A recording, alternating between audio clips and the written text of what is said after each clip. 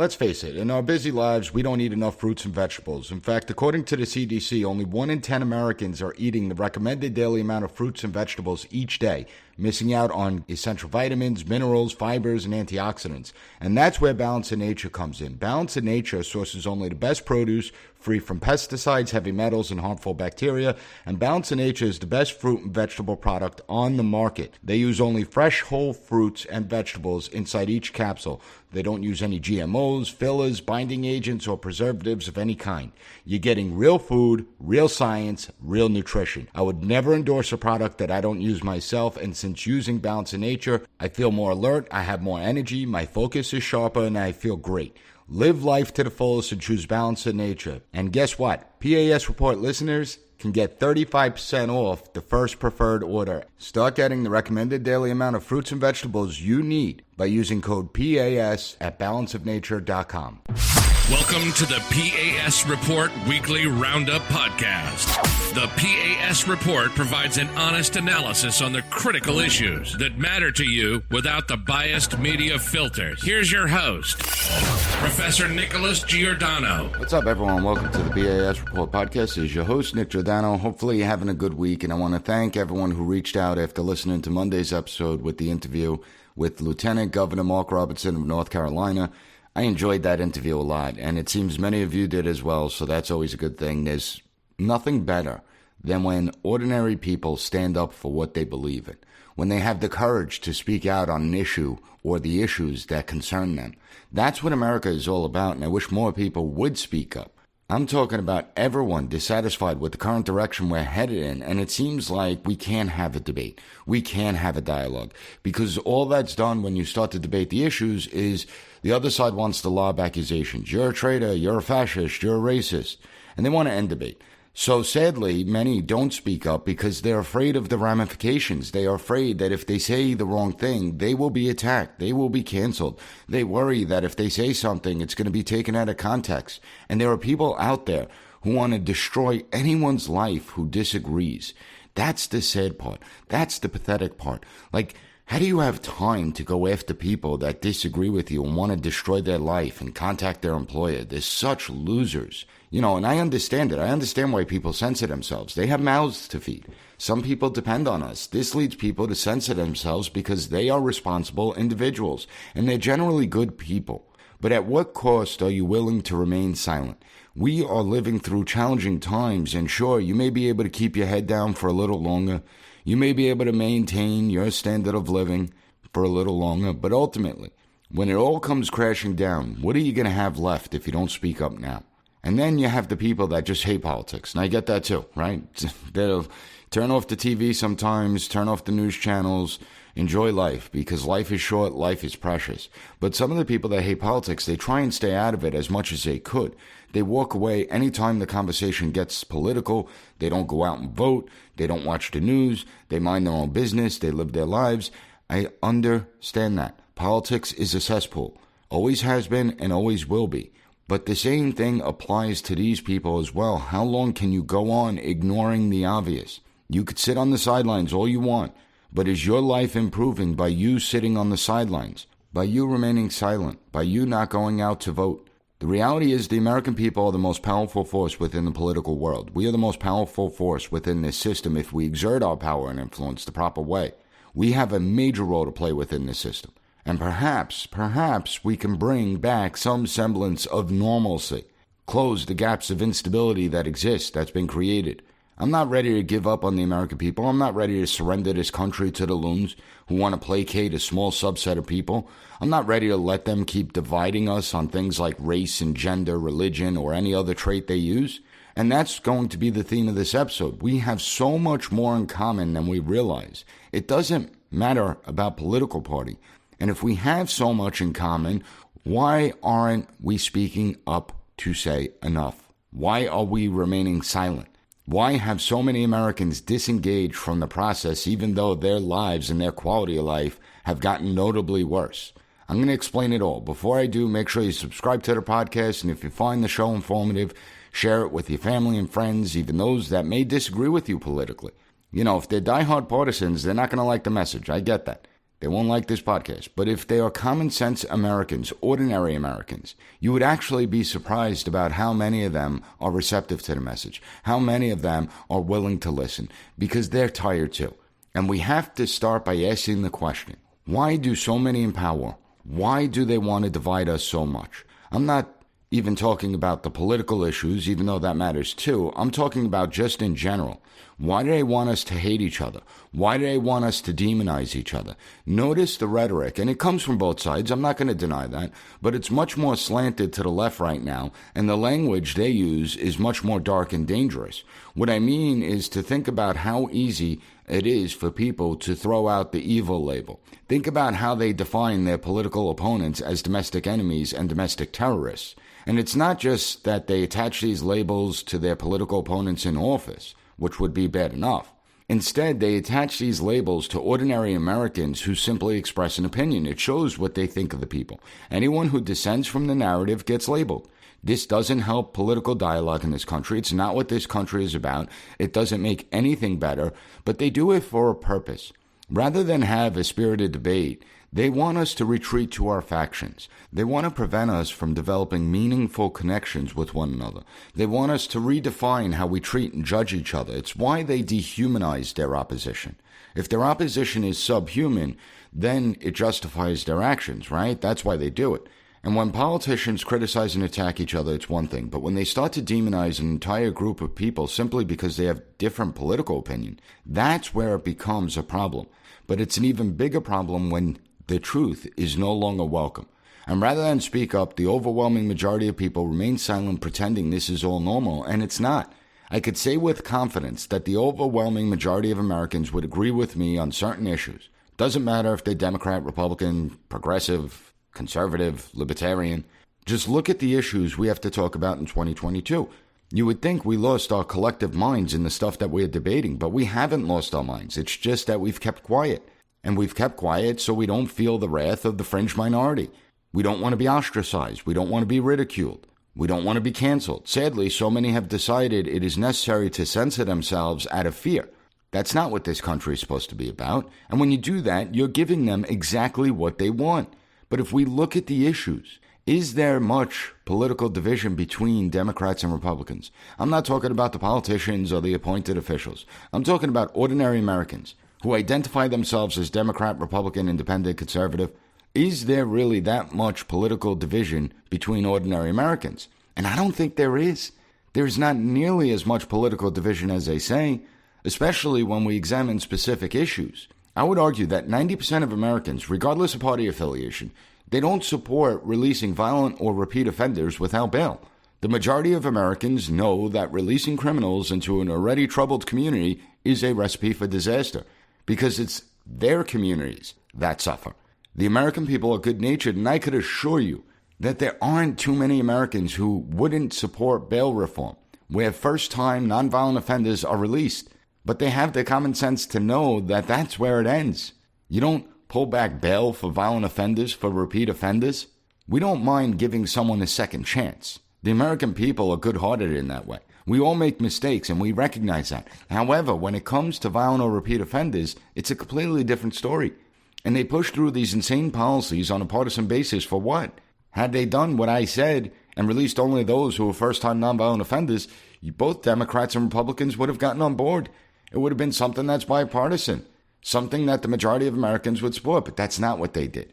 And what the hell is this crap of releasing people who committed heinous acts like murder, rape, armed robbery, and other violent offenses? Why do they want to empty the prison so bad? Like, I really don't get it. I don't understand. What constituency are they going for? It doesn't make any sense. When did the criminal lobby actually become this powerful, right? It's pretty bizarre. I mean, Big Tobacco has got to envy the criminal lobby, because the criminal lobby is getting what they want. And again, who is it helping? It doesn't really help anyone. It doesn't help Democrats. It doesn't help Republicans.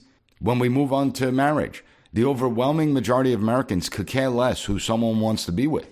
While the Democrats continue to push fear tactics that Republicans are going to end interracial marriage or Republicans are going to end gay marriage, it's completely ridiculous. No one is coming for marriage. No one. If two adults decide to be together, most Americans would say it's not their business. Sure, there are some on the issue who think gay marriage should be abolished, but the overwhelming majority of people don't care about this issue at all. People want to be left alone, and what people do in their private life is their business, so long as they're not doing anything illegal. When it comes to abortion, the majority of Americans are pro-choice. We have to acknowledge that. I'm pro-life, but I acknowledge that the majority of Americans are pro-choice, but I also acknowledge that they believe abortion should be extremely limited, particularly to the first 15 weeks like in most European countries. The majority of Americans don't celebrate abortion as a good thing. They're not loons like that. They view abortion as an excruciating decision that's forever going to change a person. With that being said, if you only had two options, option one is to outlaw abortion, option two is to allow unfettered access to abortion up until the 9th month of pregnancy and funded by the taxpayers, where do you think the majority of people would actually stand? I can assure you that the majority of Americans are very uncomfortable with those that push the idea that abortion should be legal without any restrictions whatsoever throughout a pregnancy. Very uncomfortable. And as I always say, if you want to look at this practice, once our civilization comes to an end and our past is discovered by a new civilization, do you think they would view the practice of abortion as part of a civilized, enlightened society? Or do you think they would look at our society and the practice of abortion as a primitive, barbaric society? Think about that for a second. When it comes to the children, where do you think the majority of people stand on drag shows for children? I could assure you that 90% of the people, doesn't matter if they're Democrat or Republican, Independent, or any other party, 90% of the American people are against exposing children to this crap. They may not say it out loud, but they definitely don't support something that's harmful and doesn't provide kids with any benefit whatsoever. We would never tolerate taking kids to a strip club, and if any parent did, CPS would be called on them immediately. If a strip club ever allowed a child into their place of business, I could assure you their license would be pulled within an hour. So why are we allowing this to happen? And I would argue that 90% of American parents, regardless of party, don't want a sexual agenda being pushed on children, especially in elementary school. Let kids be kids. I would guarantee that parents don't want their children to be exposed to sexual preferences. It doesn't matter if it's straight, gay, trans, or anything else. Most parents know their children better than anyone else, and they know when their children are ready to hear about these topics. 90% of parents believe that not only should they have a say in their child's education, but they believe that they should have a seat at the table when it comes to the schools and what our children are learning. And I would also argue that if many parents knew how poorly our children are being educated and what their proficiency levels are, they would be even more outraged than they already are. They would be disgusted, especially when you consider how much money we pump into the system, the education system. No one talks about looking at the root causes of the problem. Instead, we just throw money at it, and proficiency levels keep on dropping. Doesn't make much sense. Maybe we should talk about that. We constantly talk about how the students of today are the leaders of tomorrow. Well, why don't we treat them as such? Wouldn't that be a novel idea? And when Americans hear about female genital mutilation in predominantly Muslim countries, the overwhelming majority are against this practice. They don't like it. In fact, the practice is illegal in the United States under Title 18 U.S. Code 116. So why are we pretending that chemical castration is any different? I would guarantee that 90% of Americans don't believe that young teenagers between the ages of 10 to 16 should be chemically castrated. This is insane. Doesn't matter the party. I would guarantee you 90% of Democrats would agree with me on this issue. Why are we normalizing it? And those that are trying to normalize it should be ashamed of themselves. What's going to happen to all these young children 10 years from now? What happens if they regret their decision? Remember, children don't usually make the best decisions. We know that. So we're going to let them make life-altering decisions that can't be undone? Maybe, just maybe, we shouldn't allow them to make these life-altering decisions that can't be undone. This is crazy, but even crazier is how there's some parents, some teachers, some in the political world that actually encourage it. What's even crazier is how all these so-called smart people, doctors, nurses, they just go along with it because they're afraid to speak out. If you're a doctor and this is going on in your hospital, you have an obligation to speak up. Stop being cowards. Then you have those that want to make it so easy to get this process done as if a simple referral should be the metric to go by. That's disgraceful. And all these people involved in this practice should be ashamed of themselves. It's horrible. If you're 18, you do what you want. I don't care. Do what you think is going to make you happy. Just leave me alone and don't push your ideas on me or my children. I may not agree with your lifestyle choices, but I'm still going to treat you with respect and dignity, and you're an adult that can make your own decisions. So I could care less what you do. What I will say is leave the friggin' children alone. It is sick and demented when you think about what they are doing to children. This should never be tolerated. The idea that a doctor, a counselor, a therapist, or a psychologist can lose their license if they speak out against this practice. They could lose their job and their livelihood for opposing this barbaric practice on children is insane. The fact that we have to point out how wrong this is illustrates the problem within today's society. Children already have it hard enough. Being a child was already difficult, and it is much more difficult now than it was when I was growing up. It's scary. So let's stop this practice now. Most Americans would agree with me that they don't want ideology in the classroom for our children. They don't want our children to be indoctrinated. They don't want our children to be turned into activists. Instead of pushing ideology, how about we teach children how the government actually works? How about we teach them the three branches of government and who is responsible for what? How about we teach them the roles and responsibilities of all the institutions? When we teach history, how about we focus on the totality of American history, both the good and the bad? And while we're at it, how about we stop pushing divisive curriculums that tell students they are the oppressors or they are the oppressed, the victimizers or the victims? How about we start there? If you're a math teacher, teach math. Don't talk politics in your class. The number of people that reach out to me and tell me about teachers who don't teach history, who don't teach government or civics, but teachers from other subject areas pontificating in their classes about politics and current issues is ridiculous. Enough is enough. Just teach the damn subject material. It's really not that hard. You're talking about issues when the students don't even know how the government works, how it operates. It's completely ridiculous. We've all been there before. You want to get someone the perfect gift for the perfect occasion, but you have no idea what to get. Well, you don't have to rack your brain anymore. Gift baskets are perfect for any occasion, whether it's birthdays, holidays, corporate events, or a simple thank you.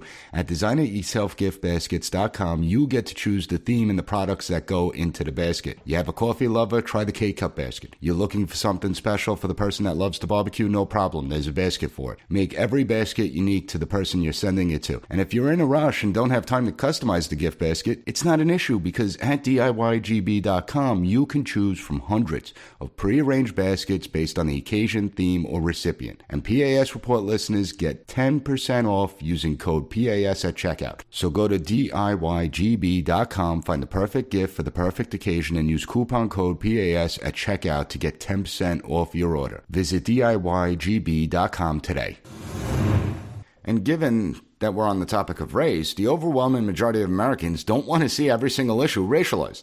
I mean, just the other day, you had the vice president come out and say that Hurricane Ian relief money is going to be based on this concept of equity, that it should be distributed based on the color of one's skin and the community they come from. That's disgusting. That's not American. The reality is that what they should be saying is we are going to take care of all those impacted by the hurricane. Doesn't matter what your color is. That we are all Americans, and when we face disasters like this, we come together and help each other out. But it's not just this example. There are tons of examples over the last few years where they try to divide ordinary Americans on skin color, gender, ethnicity, religion, just about everything you could think of. However, the majority of Americans are good and decent people. They don't look at everything through the prism of race. They don't believe the color of one's skin defines the essence of a person.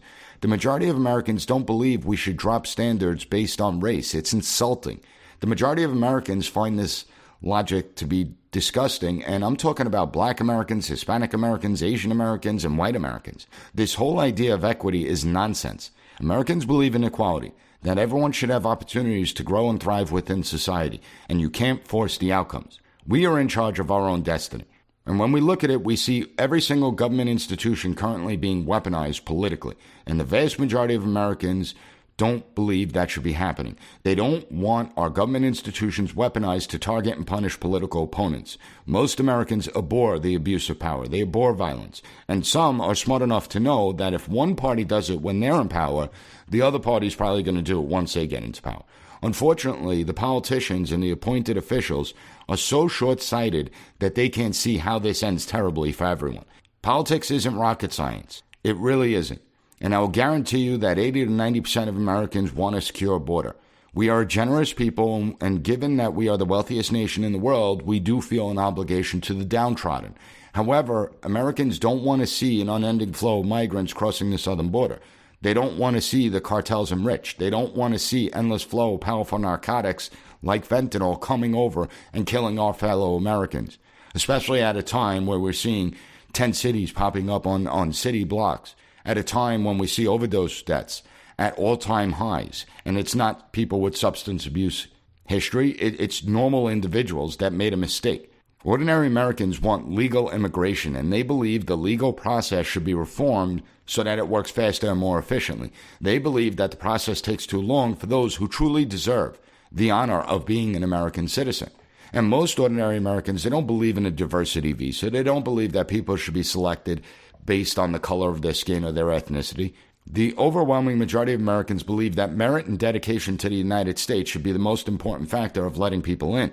When we look abroad, are Americans really that divided? Are we really on two different platforms? After 20 years of war in Afghanistan, after Iraq, I could guarantee that the overwhelming majority of Americans don't want to see another useless war unless it's in the defense of this nation, unless it's in our best interest, unless there's a direct threat to us. Yet you have all these people in power pushing for us to get into war with Russia. This is insane. And what's shocking is this cavalier attitude by so many of our officials, both elected and appointed, when it comes to the potential of World War III. And mark my words, if the United States is sucked fully into the Ukraine war, that's exactly what it is, World War III. Mark my words that the second that happens, you will see this world explode. You will see China look to take Taiwan. You will see North Korea potentially invade South Korea. I mean, this will be an epic disaster. You have all these talking heads on TV casually bringing up nuclear war as if it's no big deal, as if it's normal. It is frightening to listen to these people because if nuclear war breaks out, it's game over. You know, the other day I was listening to General Petraeus, who I respect, and he's like, yeah, well, if Russia uses a tactical nuke, we're going to have to respond. And we would have to respond. We'll destroy their fleet. You know, we may have to use a tactical nuke of our own. Who knows? Like, what do you think? It ends there? Like, Russia launches a nuke, and then we're going to launch a nuke, and then Russia's going to be like, all right, we're going to back down. Sorry about that. What do you think? You think they're not going to respond? It's not like this conflict ends with just two nukes dropping. In reality, it's game over, not just for us, but it's game over for the entire world. Nothing will ever be the same. And yet we're not even having a debate about this. They keep pushing the idea of nukes. But every single one of you needs to know that if this happens, your way of life is over. Your way of life as you know it today is over. Every single luxury you have today will be gone tomorrow. And if you're not lucky enough to survive the blast, your life is going to be very difficult. Some would say the lucky ones would be actually in the blast zone. It is worrying how no one is talking about resolving this conflict to end hostilities. Instead, they ratchet it up. Where are the leaders, not just in this country, but around the world? Where are the leaders? The amount of instability in the world is increasing daily. We see domestic unrest in multiple countries. We're hearing rhetoric of nuclear war. And the longer the Russian war in Ukraine goes on, the greater likelihood it spreads beyond its borders. And the global economy is already teetering. It's declining rapidly. This is a recipe for disaster. And as instability increases, the chance for the next great war is also increasing. At a time when we're already having global supply chain shortages, where our military stockpiles are already depleted, where our military readiness is significantly below the level we want them to be at, where we are currently having difficulties when it comes to recruiting. And then let's not forget who the commander-in-chief is. I'm not trying to be mean here, I'm really not. But he doesn't exactly instill the level of confidence I want in my president. And remember, the world sees what we all see. He isn't a Roosevelt. He's not a JFK. He's not a Churchill. Think about that. Is President Biden the man that you really want to lead us into this great war? And people push back on me. How can you possibly call for negotiating with Putin? Well, how's about we have a conversation what nuclear war actually looks like? How's about we have a conversation what World War III would actually look like and how devastating it would be? If we look at World War I to World War II, just think about how much more deadly World War II was. World War I was horrific for those that had to fight. There were chemical weapons being used, trench warfare. But when you look and go to World War II, that took out civilian populations. The amount of munitions that were invented and created for World War II was astonishing. And as technology has improved dramatically, so have the weaponry. Weapons that kill. Weapons that destroy. So the odds are the next great war is going to be far more deadly than both World War I and World War II combined. And they talk about it as if nuclear war, well, it's a possibility. No, let's prevent that from happening. Our political leaders, both Democrats and Republicans, they're itching for a war with Russia. They are too dumb to see what's right in front of them. Russia isn't winning because the Russians don't have anything to fight for. Ukraine never posed any real threat to Russia, but Russia invaded anyway, even though the Russian people didn't want war. So the Ukrainians are fighting for survival, but I'm getting a little sick of Zelensky, who constantly thinks that he could just make demands. He could just make any demand he wants on the United States and European countries. I mean, who do you think you are? You should be grateful for everything that we've provided so far. You should be thanking us. And yes, we should have a say in what comes next. I mean, the reality is that we're approaching $100 billion? 10% of what we spent in Iraq? For what? Wars are won by those who have something to fight for, and that's why it hasn't gone well for Russia, but yet it was the biggest miscalculation of Putin's career, yet we got officials here that are walking us into a war. We're not having any debate and dialogue about it whatsoever, and it's a catastrophic situation that's going to unfold. You know, you have all these people that it's easy to sound brave and tough. But when war breaks out, I could guarantee you they're not going to be so brave and tough. And I had people accusing me of being a Putin lover, a supporter of Putin. Why do you want to negotiate with Putin? America's negotiated with plenty of monsters throughout our history. Plenty of monsters. And if we're going to sit here and say, well, Putin's a problem, well, what are we going to do about China? Should we take out Xi Jinping and the Communist Party? They are far more ruthless, far more brutal, far more influence around the world. Far more of a threat to our national security. You have all these tough guys out there that think they know what war's about, and they have no friggin' clue. We were stretched in Afghanistan and Iraq. We had problems being in those two countries. And they're talking about getting us into a World War III. These people are insane. They should be nowhere near power. And when you look at how quickly it's gotten to this point, it really is stunning, because when you begin to view the other side is evil and demonize the political opposition, all because they want to have a debate on issues that are important. How can a nation survive? Especially a nation like ours. It begs the question, what is their end game? Like, what do they think is going to happen? And that's the thing. While some of these people may be sinister, there's no doubt about that, it doesn't mean that they're necessarily smart. They think that if enough division is created, it's going to become intolerable. Political violence, it becomes normalized. And if that happens, people are going to look to empower the government, the state, to end the violence. And ordinary people would freely give up this power to government. So it comes down to power, as it usually does in politics. But that's what they think is going to happen. However, they're creating a situation that they cannot possibly control. And they want to factionalize society. It's what Madison warned about in Federalist 10, which was written 235 years ago. Madison argued that the biggest threat to the Republic was the emergence of factions, people who joined together in an attempt to shape and influence policy. But more importantly, Madison recognized that when it becomes bad, when it becomes dangerous, when it becomes threatening to the nation, is when people become more loyal to the faction and the ideology than they do to what's in the best interest of the country. What becomes dangerous and threatening to the nation is when they begin to push hate, demonize their political opposition. They resent those that disagree. The fact you have these hardcore partisans that would have no problem rounding up people and bringing them to re-education camps. They would have no problem. They might not say it out loud, but in their hearts of hearts, they have no problem with doing something like that. And that's frightening. And even though the majority of Americans, as I just alluded throughout this entire episode, the majority of Americans have a lot in common and we agree with each other on a lot of issues, we are becoming factionalized. All you have to do is look at a 2018 Axios poll that found a disturbing trend. According to the poll, 61% of Democrats view Republicans as racist, bigoted, and sexist. 54% of Democrats view Republicans as ignorant. 21% of Democrats view Republicans as evil. 31% of Republicans view Democrats as racist, bigoted, and sexist. 49% of Republicans view Democrats as ignorant. 23% of Republicans view Democrats as evil. These numbers are disturbing to say the least, and if you notice, the Democrats have far more negative view of Republicans than Republicans do of Democrats. Now, I wish Axios would do another poll because I suspect the numbers are actually far worse today. And I would also like them to add whether they think the political opposition are traitors and fascists. That would be interesting. It would be interesting to see what the results are, especially given the rhetoric from the big guy. And as we continue to be factionalized, we morph into a tribal society. And tribal societies don't work well for anyone. How many people are planning a vacation to Afghanistan or Libya right now? Why aren't you going to those places? Because they're tribal societies, and it's a disaster.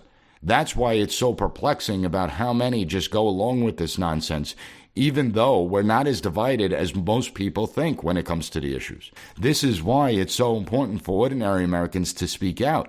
And I don't think the majority of Americans want to live in a tribal society. I don't think the majority of Americans want to live in a failed state, a banana republic.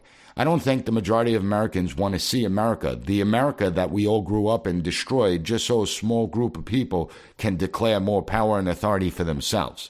It doesn't matter which side of the political aisle you're on. When we start to demonize each other and call each other evil, all debate ends. You can't negotiate with evil. You can't compromise with evil. And while I routinely criticize political leaders, I never attack ordinary Americans for expressing their opinions, even when they go against mine, even when I disagree with them. I never attack ordinary people, even when they lob insults and try to label me as a fascist, a racist, a traitor. It's not worth my time to engage in that. More importantly, ignore the trolls out there. Don't give them what they want. They want to silence us, and it is incumbent on every one of us to reach all those disaffected people who have disengaged from the political process. It's incumbent on us to stand up and speak out for our convictions, especially the myriad of issues that I laid out where there is universal agreement regardless of what the talking heads and the politicians want to say. Remember, there is more we have in common. We just need some sane leaders to drive that point. And I hope you found the content of this episode informative, because we need to realize that we're all in this together. We need to get people to realize what's going on here in the United States and the failed leadership that we have. Now, don't forget to share this episode with others. Also, if you find it informative, give the P.A.S. Report a 5-star rating on Apple Podcasts. Take 30 seconds to write a review. I want to thank you for joining me. I'll be back on Monday. I got a great guest coming in. You're not going to want to miss this episode. It will be extremely informative and interesting. And until then, enjoy the week. Thank you for listening to the P.A.S. Report Weekly Roundup Podcast. Have a good one. Bye. Be sure to rate, share, and subscribe to the podcast so you'll never miss an episode. Also, visit PASreport.com and follow us on Twitter at PAS Report.